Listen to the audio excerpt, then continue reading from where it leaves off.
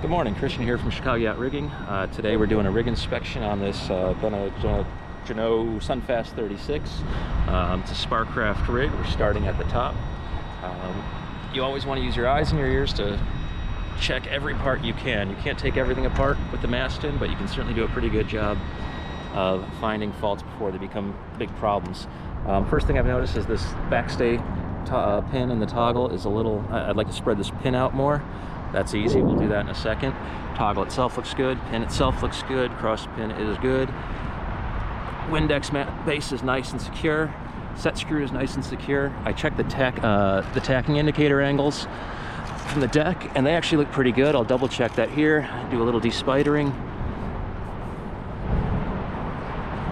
We've got our antenna is secure, nice, fine. Lights, we'll check the lights.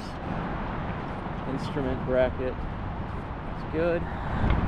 Sheaves, this boat has two main halyard sheaves, or rather a main halyard and a topping lift sheave. We're seeing something a little odd that makes me think the sheaves are actually a little worn, not on the outside, but on the inside where the axle pin is. If you look, the sheave I'm up on is actually sitting quite low relative to the sheave next to it, which shouldn't be the case because they are the same sheave on the same pin, so I'm guessing the axle is worn. I'm also seeing some wear here on the top edge of this sheave. This one is not in use, but I'm guessing maybe they used to use this for the main halyard, or because this one has signs of wear, but it's not presently used. So we're gonna make a note that we want to check and probably replace these sheaves. They're made of white nylon, and that tends to kind of die in the sun quicker than other materials like an aluminum sheave or a black Delrin sheave would. So we'll get that on the list. But there's just, yeah, you can see the sheave actually bounces a little bit while I'm on it. Always nice to find that. And this one's also turning relatively rough, so something's going on there that needs to be inspected and probably addressed. We're gonna go around to the front side. We've got welded in sheave box with. Could you ease red spin halyard a little bit? So we're gonna check the function on these. My safety line is unloaded right now, so it's able to turn, but at the very least, these need to get cleaned up a little bit. I'm feeling the same kind of stuff, like rough function and a little bit of play. And by play, I mean they can push this thing up and down. I'm feeling that here as well as in the main halyard sheave. So I think this boat's getting some new black Delrin sheave this winter.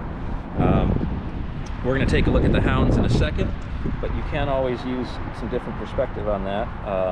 We'll always inspect these, especially for any wear from a shackle getting hoisted high. It all looks pretty good there. There's some issues further that we know about.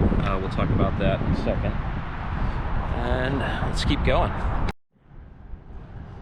So we're up at the hounds. A lot going on here. A lot of things kind of come together. We've got our upper shrouds coming into the mast, into these coquilles or shell tangs. We can check and make sure there's no cracking around the cutout for those, because that's a common issue with these. We can check and make sure the stem ball seems seated correctly. When I say seated correctly, I'm saying that they're coming in straight. They're not cocked out at an angle that's deflecting the wire. So far, so good there. This boat had a history of halyard wraps, which I can definitely believe, having been up here. They've got a fairly low top foil. Ideally, we'd like to see that higher because the jib halyard comes out here, so it's essentially before this halyard restrainer was added. You're kind of guaranteeing you're going to get a halyard wrap with this much wire exposed with a high jib halyard sheave, and the highest that the swivel could possibly be is like here, and it looks from the wear that it's actually a little bit lower. So we might actually ask to see the Genoa hoisted and see how high the swivel actually goes on this, because we do have the halyard restrainer, which is doing its job. You see it's deflecting the forestay out at about, I don't know, 15 degrees. It's probably a little less when the swivel's in place, but we might even think about adding a pennant to the tack or the head to get it a little higher, just to be 100% safe. On the forestay, we've got pretty standard wire going into eye, going into toggle. The toggle contains the Spinnaker spectacle fair leads. These you will always want to inspect and make sure there's no burrs on there. No rough metal. That usually happens when you have a halyard without a stopper ball that gets over hoisted and shackle bail jams in there. That looks okay. We're going to trim this pin down because I really don't like how far out that one is.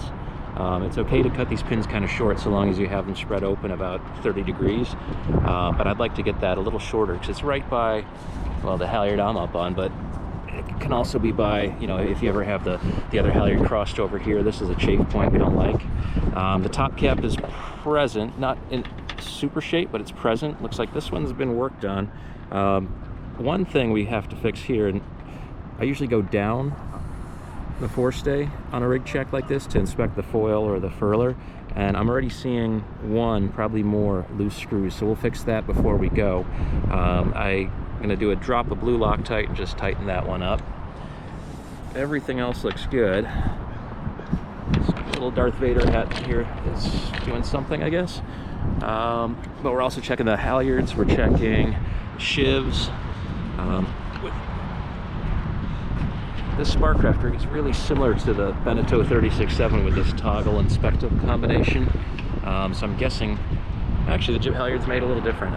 The shiv does not have the same problem the 36.7 has, although it's not a great fit. It seems to be in good shape. All right, now we're at spreader 2, and it's the same thing. You always want to give a shake check, make sure the spreaders aren't loose. Check for pins. I like the taping on these little, no I don't. I'd like to see this tape better next year. We'll make a note of that. Check the wire, check the swedges, check the stem balls. Leading and trailing edges are clean. Spreader tips, this is that Sparcraft spreader tip. This one's actually in there pretty good. Sometimes these get a little bit loose because it's essentially just two self-tapping screws that kind of socket into this slot right here. There's a lot of ways to improve these if they do go loose, but this one feels all right. Same thing on this side, feels good. Both set screws in place. Spider in place. This boat has lazy jacks. We checked those on the way up, but they're just Dyneema lazy jacks with a block and a soft shackle holding in place. Now it's good. Probably about 3 years from replacement on those. All right, so we're here at spreader 1 starboard. This is a Sparcraft style tip cup. It's kind of similar to the Selden tip cups, in which it's a toggle and a eye linked by a pin in the spreader tip that do the geometry there for the discontinuous rigging. These do have some things you want to check. You obviously want to make sure there's no cracks along the leading edge or trailing edge of the spreaders. We'll be checking the inboard end as well. You want to make sure the pin is secure. Oftentimes these secure themselves with corrosion. It's a really good thing when the rig is down to free this up, clean it up, and lube it and reinstall it. These little set screws are kind of famous for seizing in and breaking, so you want to check those as well. We want to check the wire underneath the swedge for corrosion, broken strands. We'd love to be able to see in there. The video will probably do a better job than I can right now, and check the eye and the toggle for any cracks, anything like that. This toggle is actually looking pretty good. This rig's about to come down, otherwise we'd be tearing tape off here. On the D2, you always want to make sure that everything's straight, nothing's bent, the pins are in place. This D2's on a little bit tight for my taste, so we'll probably come back and take that off. They've got a little spin keeper to keep the chute from dropping into the valley between the D2 and the V2. That looks like it's in good shape. We will.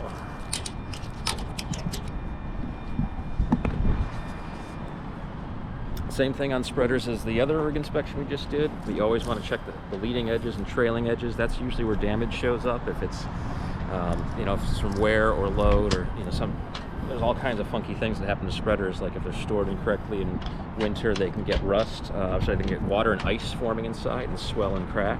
The other thing you can do is, you see my fingers are always checking pins, making sure these are sealed. I'd like to see a better tape job on these for next season. We'll talk to the owner about that. You want to make sure the stem ball is seated correctly.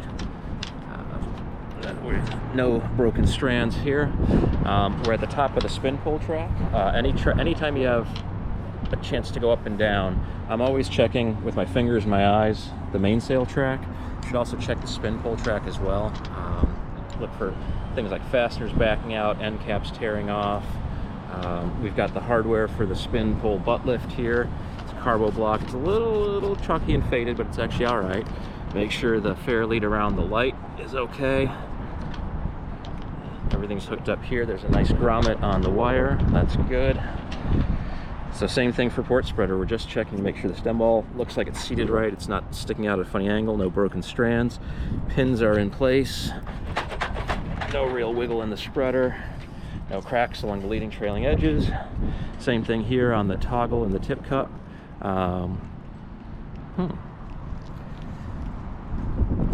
So, are we assuming these are interchangeable? Yes, we are. Yeah, so it looks a little funky because on port, the screw is forward. That's that screw that holds the pin in place, and on starboard it's aft, but that's just because they use these interchangeable. They're symmetrical. Same thing with the wire. We're always checking with our hands and with our eyes to make sure there's no broken strands, no weird corrosion, no visible cracks in the swedge. We're always checking pins, make sure this stem ball is seated correctly. And that looks pretty good from here. So we're down below and we're inspecting the port side shroud chain plate. The way these work is there's this tie rod that runs from a hard point on the hull, a steel plate, up to the underside of that, or sorry, the top side of that fitting on the deck. And I always like to check these. There was no sign of water with the cover plate inside. The second we dropped it down, you see like there's a little staining there, and there's a little bit of water staining here. So that indicates we probably have to take this off and just reseal it. It's not a huge job. Okay. But again, they could do that when the mast is down. Yeah. So like if I did it next fall. I think it's definitely a mast down job. The other thing you can do is when you do that, you might want to check this core. I don't feel anything, but just make sure, like put an awl in there and make sure the core's not gotten soft in there, because that'll spread. But this is such a minor amount of water. It's kind of weird. Usually you see nothing, or like it looks like the bottom of a reservoir, but this doesn't look that bad. So take a look at that. The other thing we want to check is, or should I just do that? I'll get that one in a second. The other thing we want to check is the underside of the mast, where it comes through the deck. Make sure there's no surprise cracking, make sure there's no deformation. We'll take this off.